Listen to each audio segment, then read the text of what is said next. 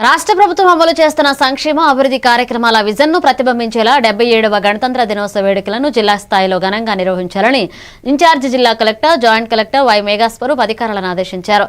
Collectorate లో నిర్వహించిన సమన్వయ సమావేశంలో ఆయన మాట్లాడుతూ ఆర్ట్స్ కళాశాల గ్రౌండ్ లో జరిగే వేడుకలు రాజ్యాంగ స్ఫూర్తి ప్రజా సాధికారతను చాటేలా ఉండాలన్నారు.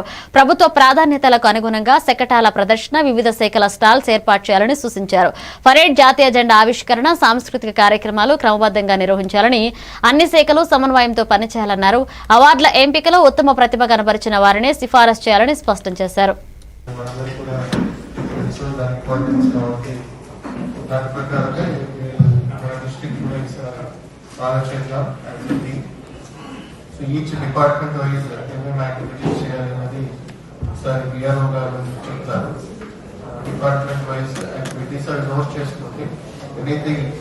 You have to add change to, otherwise you are missing action.